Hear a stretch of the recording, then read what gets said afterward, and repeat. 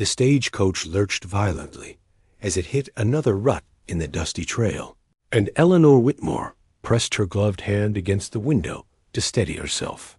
The Colorado landscape stretched endlessly before her, a canvas of browns and golds.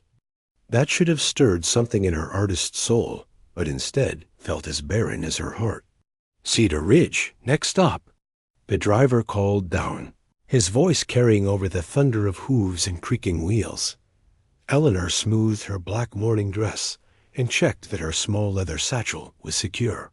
Inside lay the remnants of her former life, a few dried. Paintbrushes, a palette knife, and a small tin of watercolors that hadn't been opened in 2 years. She'd brought them more out of habit than hope. The town of Cedar Ridge materialized from the dust like a mirage, a collection of weathered wooden buildings lining either side of a wide dirt street. The general store, saloon, church, and boarding house stood as sentinels against the vast wilderness beyond. It was smaller than she'd imagined, more isolated, which suited her purposes perfectly. As the stagecoach rolled to a stop in front of the Cedar Ridge Hotel, Eleanor gathered her courage. She had come here to disappear, to find work as a seamstress or perhaps a schoolteacher. Anything that didn't require the creative spirit that had died with her husband, Thomas, on that awful October morning in Boston. "Ma'am, this is your stop," the driver said, climbing down to help her with her trunk. Eleanor stepped onto the wooden sidewalk, her boots clicking against the planks. The late afternoon sun cast long shadows, and she could smell the distinctive scents of the frontier: leather, wood smoke, and the ever-present dust that seemed to coat everything. "You must be Mrs. Whitmore," came a warm voice behind her. Eleanor turned to see a woman in her 50s approaching, wearing a practical brown dress and a welcoming smile. Her graying hair was pulled back in a neat bun, and her hands showed the calluses of honest work. "I'm Margaret Sullivan, owner of the boarding house. I received your letter about lodging." "Yes, thank you for accommodating me on such short notice," Eleanor replied, managing a small smile. "I wasn't certain I'd find suitable arrangements in such a remote location," Margaret chuckled. "Cedar Ridge may be small, but we take care of our own. And anyone brave enough to come this far west deserves a proper welcome. Let me help you with that trunk." As they walked toward the boarding house, Margaret chatted easily about the town. "We've got about 200 souls here, counting the ranchers in the surrounding area. Doc Peterson runs the medical practice. Pastor Williams tends to spiritual needs, and we've got a fine schoolteacher, though she's been talking about heading back east come spring." Eleanor's ears perked up at this. Perhaps there would be an opportunity for employment after all. The boarding house was a 2-story building with a wraparound porch and cheerful yellow curtains in the windows. Inside, it smelled of fresh bread and lavender, immediately making Eleanor feel more at ease than she had in months. "I've prepared the corner room on the 2nd floor," Margaret said, leading the way upstairs. "It has the best light in the morning, facing east toward the mountains." The room was simple but clean, with a brass bed, a writing desk, and a large window that framed the distant peaks. Eleanor set her satchel on the desk and noticed Margaret's curious glance. "Are you an artist, dear?" Margaret asked gently. Eleanor's hand instinctively moved to cover the satchel. I used to paint portraits, mostly, but not anymore." Margaret nodded with understanding that surprised Eleanor. "Grief has a way of taking things from us we never thought we could lose. But sometimes, if we're patient, it gives them back in ways we don't expect." That evening, Eleanor sat on the boarding house porch, watching the sun set behind the mountains. The sky exploded in shades of orange, pink, and purple colors she would have once rushed to capture on canvas. Now, she simply observed with detached appreciation. The sound of approaching hoofbeats drew her attention. A lone rider was coming down the main street, moving with the easy confidence of someone born to the saddle. As he drew closer, Eleanor could see he was tall and lean, wearing a worn leather hat and a faded blue shirt.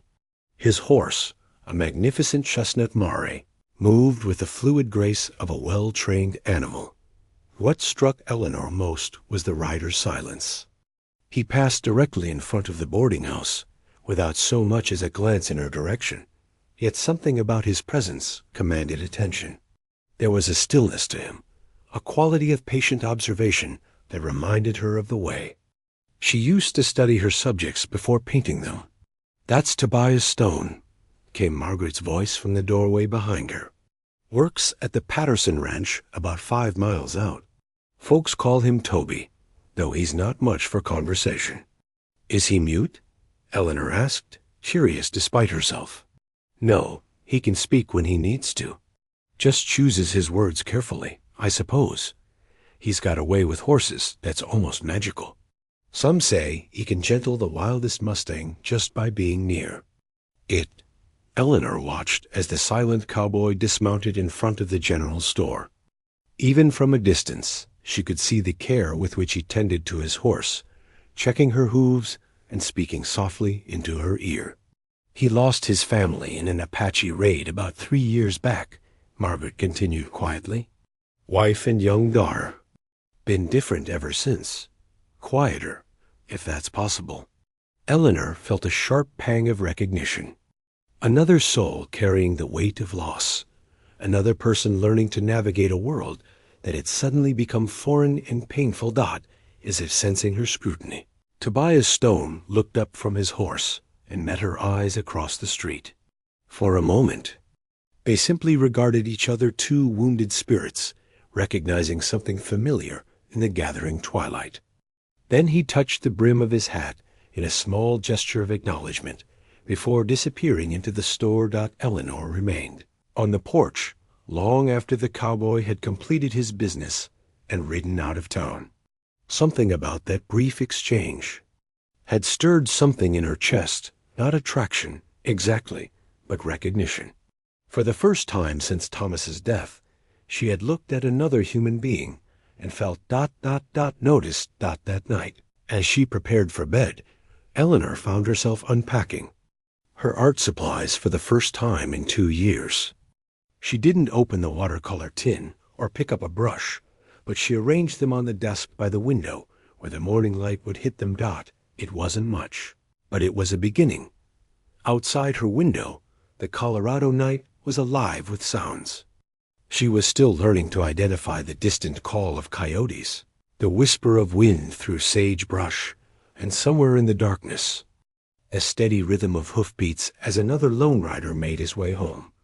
Eleanor drifted off to sleep, thinking about silence and solitude, about the different ways people carried their grief, and about how sometimes the most profound communications happened without words at all. In her dreams, she painted endless landscapes under vast skies, her brushes moving with a freedom she hadn't felt in years. The morning sun would bring new possibilities, new challenges, and perhaps new reasons to hope. But for now, it was enough.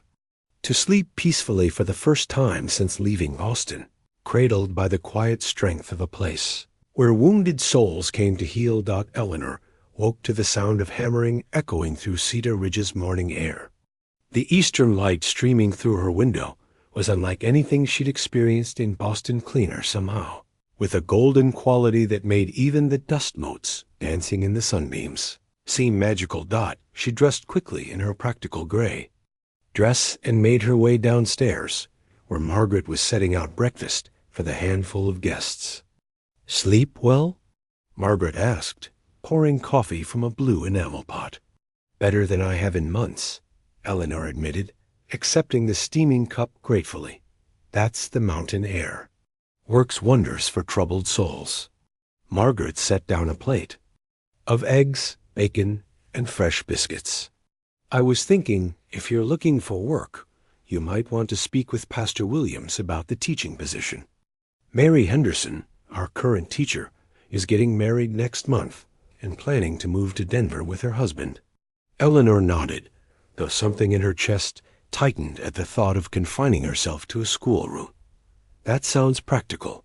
After breakfast, she ventured onto the main street to explore her new surroundings properly. The morning bustle was modest, but purposeful merchants opening their shops, children running errands, women hanging laundry behind their homes. Everyone she passed offered a friendly nod or greeting, making her feel less like a stranger than she'd expected Doc at the general store. She purchased basic supplies and struck up a conversation with the proprietor, a cheerful man named Henry Morrison. "You're the new lady at Margaret's place," he said, wrapping her purchases in brown paper. "What brings you to our little corner of nowhere?" "A need for quiet," Eleanor replied simply. Henry nodded as if this explanation was perfectly reasonable. "Well, you'll find plenty of that here, though we do have our share of interesting characters. Like Toby Stone, he was just in here yesterday evening.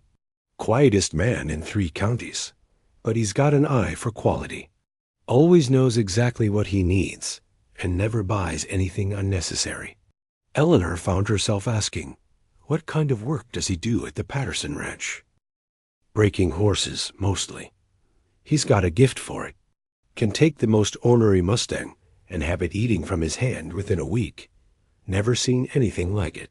Henry leaned across the counter conspiratorially.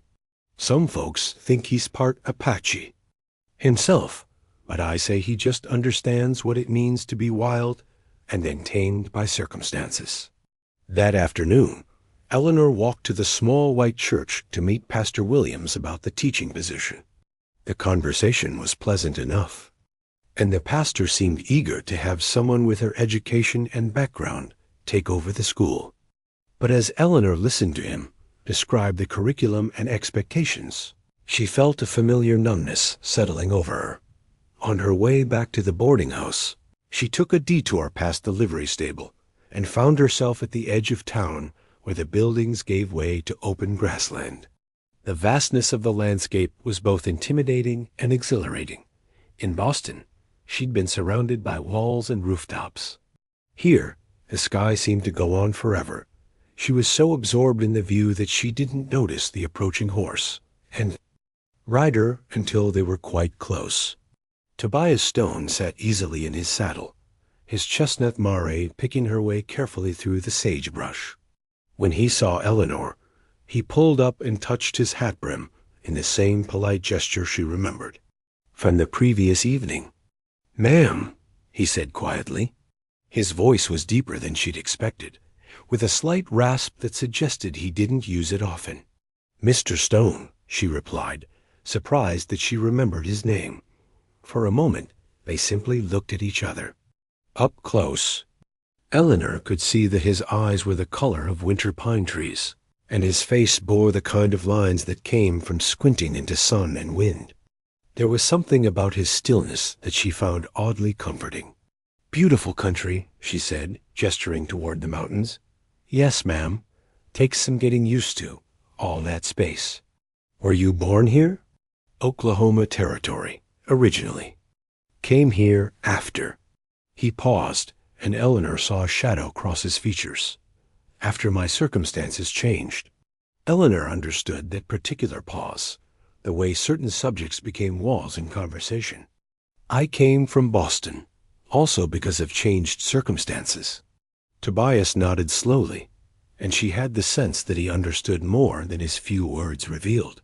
"Your horse is beautiful," Eleanor said, noting the mare's intelligent eyes and glossy coat. "This is Copper. Found her as a foal, mother killed by wolves. Raised her by hand." As if understanding she was being discussed, Copper nickered softly and stepped closer to Eleanor. "May I?" Eleanor asked, extending her hand. Tobias nodded, and Eleanor gently stroked the mare's neck. Copper's coat was warm and silky, and the simple act of touching another living creature stirred something in Eleanor that had been dormant too long.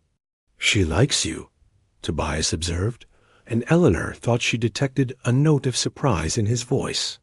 "I've always gotten along better with animals than people," Eleanor admitted. "They don't expect you to be anything other than what you are." Tobias studied her with those penetrating green eyes. Most folks expect too much talking. Eleanor found herself smiling, actually smiling, for the first time in weeks. I've noticed that about most folks. They stood in comfortable silence for several minutes, watching the light change on the distant peaks. Eleanor felt no pressure to fill the quiet with chatter, and Tobias seemed content to let the moment simply exist. "I should be getting back," Eleanor finally said. "Mrs. Sullivan will be serving supper soon." "Yes, ma'am." Tobias gathered his reins. Good evening, Mr. Stone." As she watched him ride away, Eleanor realized that their brief conversation had been the most natural interaction she'd had with another person since Thomas's death. There was something about Tobias's quiet presence that didn't demand performance or pretense. That evening, after supper, Eleanor found herself sitting at the desk in her room, fingering the handle of one of her old paintbrushes. The golden light from earlier in the day kept returning to her thoughts, along with the memory of Copper's intelligent dark eyes and the way Tobias sat his horse with such unconscious grace. Almost without thinking, she opened the small tin of watercolors. The paints had dried somewhat, but they were still usable. She found a piece of paper in her satchel, a letter she'd started to write to her sister back in Boston, but never finished. Using the blank back of the paper, Eleanor began to paint. Her hand trembled slightly as she mixed golden ochre with raw sienna, trying to capture the quality of morning light she'd seen streaming through her window. The brush strokes were hesitant at first, rusty from disuse, but gradually became more confident. She painted the mountains as purple shadows against a luminous sky, the grassland as a sea of green and gold, and in the foreground, almost without conscious decision, she added the silhouette of a horse and rider's small figures, dwarfed by the immensity of the landscape, yet somehow perfectly placed within it. When she finished, Eleanor stared at the small painting in surprise.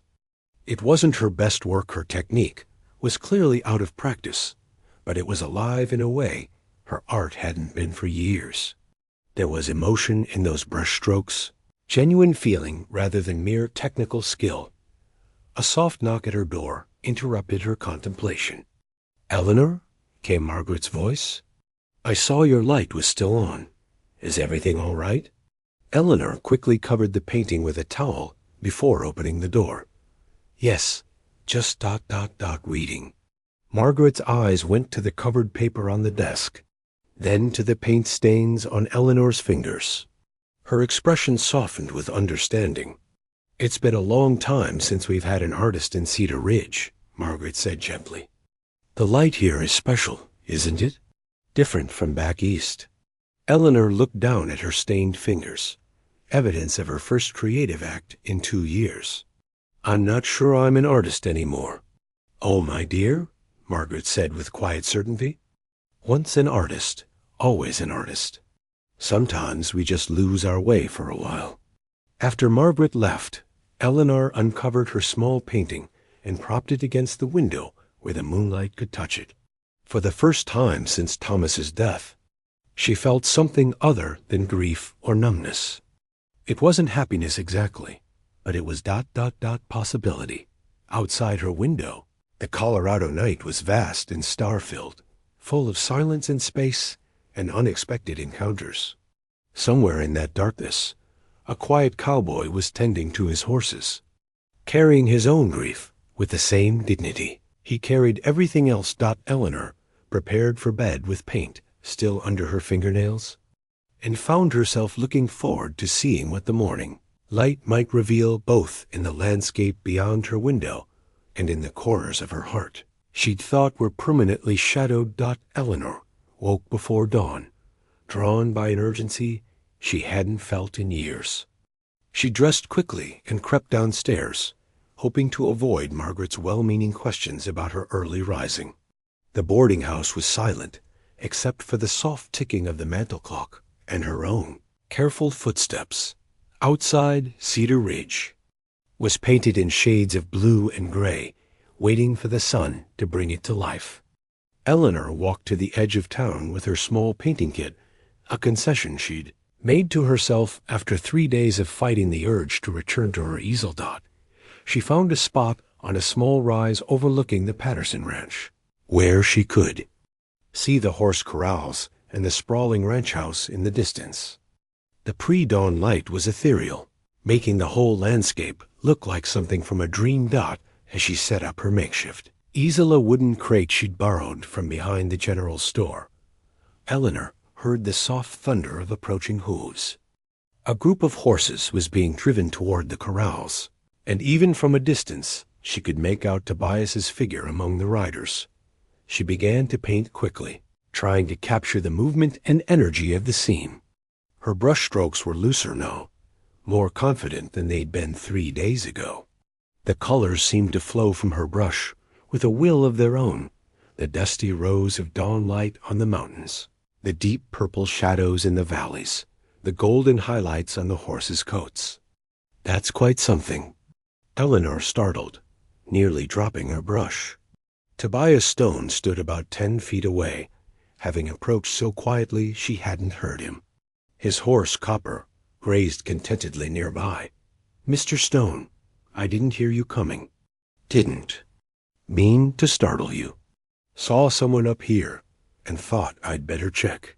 His eyes moved to her painting, and Eleanor felt suddenly self-conscious about her work. "I hope I'm not trespassing. I can move if—" "No, ma'am. This is open range. You're welcome to paint here." He stepped closer, studying her canvas with genuine interest. "You've got the light just right. Most folks try to make the sunrise too. Pink, too pretty, but you caught how it really looks." Eleanor felt a warm flush of pleasure at his words. "You have an eye for art?" Tobias was quiet for a moment, his gaze distant. "My Sarah used to draw. Nothing fancy, just little sketches of flowers and such. But she saw things ... the way you do." The past tense and the pain in his voice told Eleanor everything she needed to know about Sarah. "I'm sorry," she said softly. "She would have liked this," he continued, nodding toward her painting. "The way you made those horses look like they're really moving." They stood in comfortable silence, watching as the sun finally crested the mountains and flooded the valley with golden light. Eleanor found herself studying Tobias's profile, the strong line of his jaw, the way his eyes crinkled slightly when he squinted into the distance, the patient stillness that seemed to be his natural state. "Would you ... she began, then stopped, surprised by her own boldness. "Ma'am?" "Would. You mind if I painted you? You and Copper, I mean. You have interesting faces." Tobias looked genuinely surprised. "Can't imagine anyone wanting to paint an old cowboy. You're not old, and you have the kind of face that tells stories." He considered this for a long moment. "I suppose I could sit still for a while. Copper's good at standing, too." What followed was one of the most peaceful hours Eleanor had experienced in years. Tobias positioned himself, and Copper where the light fell well, and then simply ... existed. He didn't fidget or try to make conversation.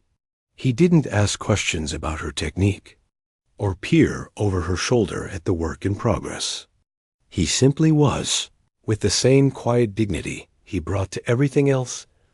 Eleanor painted with the freedom she'd forgotten she possessed. Her brush moved across the canvas with growing confidence, capturing not just Tobias's physical presence, but something of his essential character, the way he held himself, the thoughtful intelligence in his eyes, the gentleness in how he held Copper's reins. "There," she said finally, setting down her brush. "Would you like to see?" Tobias dismounted and approached the easel carefully, as if he were approaching a skittish horse. When he saw the painting, he went very still. That's really me?" Eleanor looked at her work with fresh eyes. She had painted him against the backdrop of the mountains, but somehow he didn't look dwarfed by the landscape. Instead, he seemed to belong to it, to be as much a part of the scene as the sagebrush and the distant peaks. "That's how I see you," she said honestly. Tobias was quiet for such a long time that Eleanor began to worry she'd offended him somehow. But when he finally spoke, his voice was rougher than usual. "Nobody's ever... Sarah used to draw me sometimes, but this is..."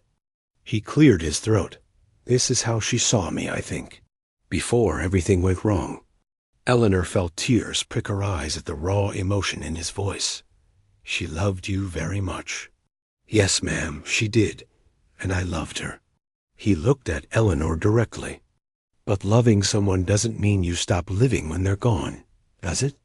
The question hung in the morning air between them, fraught with implications neither of them was quite ready to name. "I don't know," Eleanor admitted. "I've been trying to figure that out myself." They packed up her painting supplies together, working with the easy coordination of people who understood each other without need for excessive words. When copper was loaded and ready to go, Tobias hesitated. "Mrs. Whitmore, Eleanor, if I may, would you like to see something?" Eleanor nodded, curious. "There's a place about a mile north of here. A hidden valley with a stream and some old Indian paintings on the rocks. It's beautiful in a way that ... Well, an artist might appreciate. I'd like that very much." The ride to the hidden valley Eleanor on a gentle mare borrowed from the Patterson ranch was conducted mostly in companionable silence. They followed a faint trail through stands of aspen and pine, climbing gradually into country that grew wilder and more beautiful with each mile. The valley, when they reached it, took Eleanor's breath away. It was a perfect bowl carved into the mountainside, with a crystal-clear stream running down the center and ancient petroglyphs decorating the red rock walls. Wildflowers dotted the meadow grass, and the whole place had an almost sacred feeling of peace. "How did you find this place?" Eleanor asked, dismounting near the stream. "Copper found it, actually. She was following a scent, and I let her have her head. We've been coming here ever since." Tobias's voice was soft with reverence. "Sometimes when the grief gets too heavy, I come here to remember that there's still beauty in the world." Eleanor walked to the rock wall to study the ancient paintings, simple figures of animals and hunters. Hands pressed against the stone, symbols whose meanings had been lost to time. "They were artists too," she said wonderingly. "People thousands of years ago, compelled to leave their mark. To say, I was here, I saw this, I felt this." "Sarah used to say that art was just another way of praying," Tobias said, joining her. At the wall, Eleanor turned to look at him, struck by the profound truth of those words. She was wise. She was. And she would have wanted me to keep living, to keep finding reasons to see beauty. He met Eleanor's eyes. "I think she would have liked you." The words were simple, but Eleanor heard the deeper meaning beneath them. In the peaceful sanctuary of the hidden valley, surrounded by the art of ancient peoples and the overwhelming beauty of the natural world, something fragile and new began to take root between them. They spent the rest of the morning exploring the valley, Eleanor sketching, while Tobias tended to the horses and shared stories about the wildlife that frequented the area. It was the most content Eleanor had felt since before Thomas's illness, and she could see a similar peace in Tobias's demeanor. As they prepared to leave, Eleanor impulsively did something she hadn't done since her husband's death. She pressed her hand against the ancient rock wall, adding her touch to those of countless others who had found solace and inspiration in this place. "Thank you," she said to Tobias as they mounted their horses, "for sharing this with me." "Thank you," he replied, "for helping me see it with fresh eyes." The ride back to town was filled with a different quality of silence, not the absence of communication, but the presence of understanding. Both of them knew that something had shifted in the course of the morning, though neither was quite ready to name what it was. Eleanor returned to the boarding house with paint under her fingernails, wild flowers in her hair, and something like hope beginning to bloom in her chest. For the first time in 2 years, she was eager to see what tomorrow might bring. 3 weeks had passed since Eleanor's visit to the Hidden Valley, and Cedar Ridge had begun to feel like home in ways she hadn't expected.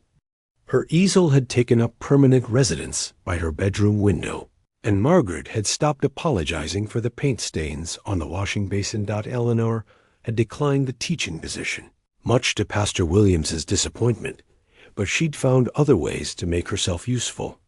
She'd painted a new sign for the general store, helped Mrs. Patterson with illustrations for her children's letters to their grandmother back east, and even created a small watercolor of the church that now hung in the pastor's office. More importantly, she'd begun to paint for herself again, not as an obligation or a skill to be marketed, but as a language for expressing things that had no words. This morning, she stood at her easel, capturing the way the autumn light fell across the mountains, painting with a confidence that grew stronger each day. Her work was changing, becoming less concerned with precise representation and more interested in emotion and atmosphere. The grief was still there, woven into the colors and brushstrokes, but it was no longer the only story her paintings told. A soft knock interrupted her concentration. "Eleanor? You have a visitor," Margaret called through the door. Eleanor sat down her brush, wondering who might be calling at this early hour. She made her way downstairs and found Tobias Stone standing in the parlor, hat in hand, looking unusually formal. "Toby," she said, using the familiar name that had developed naturally between them over the weeks. "Is everything all right?" "Yes, ma'am. Actually, I was wondering if you might have time for a ride today. There's something I'd like to show you." Eleanor glanced at Margaret, who was trying unsuccessfully to hide her smile. "Of course. Let me get my riding skirt." 20 minutes later, they were heading out of town on a path Eleanor hadn't traveled before, riding deeper into the mountains than they'd ever gone together. Toby led the way on Copper, while Eleanor followed on Daisy, the gentle mare she'd come to think of as her own. "Where are we going?" Eleanor asked as they climbed a particularly steep section of trail. "You'll see," Toby replied, and Eleanor caught something different in his voice, a note of excitement that she'd never heard before. After an hour of steady climbing, they crested a ridge, and Eleanor gasped at what lay before them. Spread out, in the valley below, was the most beautiful ranch she'd ever seen, a large log house with a wraparound porch, well-maintained outbuildings, and pastures dotted with horses and cattle. A stream ran along one edge of the property, bordered by cottonwoods, whose leaves were just beginning to turn gold. "It's for sale," Toby said quietly. "The Morrison place. Old Jake Morrison passed last month, and his children back east want to sell rather than manage it from a distance." Eleanor studied the property with an artist's eye, seeing how perfectly it was situated to catch both the morning and evening light, how the house seemed to grow naturally from the landscape rather than imposing upon it. "It's beautiful," she said. "Are you thinking of buying it?" Toby was quiet for so long that Eleanor wondered if he'd heard her question. When he finally spoke, his words came slowly, as if he was choosing each one carefully. "I've been thinking about a lot of things lately. About what it means to keep living instead of just surviving. About what Sarah would want from me." He paused and looked directly at Eleanor. "About what I want for myself." Eleanor felt her heart begin to beat faster, sensing that they were approaching something significant. Eleanor felt tears sliding down her cheeks, but for the first time in years, they weren't tears of sorrow. "You know, I loved my husband. I know. And I loved my wife and daughter. But loving them doesn't mean we're done loving, does it? It means we know how precious it is when we find it again." Eleanor looked again at the ranch below, imagining what it could become. She could see herself painting on that wraparound porch, capturing the changing light on the mountains. She could see Toby working with his horses in those pastures, moving with the quiet competence that had first caught her attention. She could see them building a life together, not identical to what they'd had before, but rich and meaningful, in its own way. "There's something else," Toby said, reaching into his saddlebag. He pulled out a small canvas that Eleanor recognized as one of her paintings, the portrait she'd done of him and Copper that first morning. "I've been carrying this with me," he said. "Looking at it reminds me of the moment I realized I wasn't just surviving anymore. I was living again, seeing the world through your eyes." Eleanor took the painting, studying her own brushwork. It was confident and full of affection, the work of someone who had found her way back to hope. "The house has a perfect room for a studio," Toby added with a shy smile. "North-facing windows, good light all day long." Eleanor laughed through her tears. "You've thought of everything. So, what do you think?" Eleanor looked at this man who had somehow healed her broken heart simply by being himself, who had loved her back to life without ever asking her to be anything other than who she was. "I think," she said, "that Sarah was right about art being another way of praying. And I think what we've found together is a kind of prayer too, a way of saying thank you for second chances." Toby's face lit up with a joy that transformed his entire expression. "Is that a yes?" "That's a yes," Eleanor confirmed, and found herself swept up in an embrace that felt like coming home. They were married 6 weeks later in Cedar Ridge's small church, with Margaret serving as matron of honor and most of the town in attendance. Eleanor wore a dress she'd sewn herself, not black, but a deep blue that brought out her eyes and spoke of new beginnings rather than old endings. The Morrison Ranch became the Stone Ranch, and Eleanor's studio became the heart of their new home. She painted commissions for people throughout the territory, but her truest work was the series of canvases that documented their life together. Toby breaking horses in the golden light of evening, the view from their kitchen window during the first snowfall, their horses running free in the spring pasture. 5 years later, when their daughter Sarah was born named for the wife Toby had loved and lost, Eleanor painted her too, capturing the wonder in her tiny face and the profound gratitude in her parents' eyes. Eleanor never forgot the grief that had brought her to Colorado, and Toby never stopped missing his first family. But they had learned that the heart was not a finite space where new love displaced old love. Instead, it was like a canvas that could hold layer upon layer of experience, each one adding depth and richness to the whole. On quiet evenings, when their work was done and little Sarah was asleep, Eleanor and Toby would sit on their porch and watch the sun set behind the mountains. They didn't need to talk much. They had developed their own language of understanding.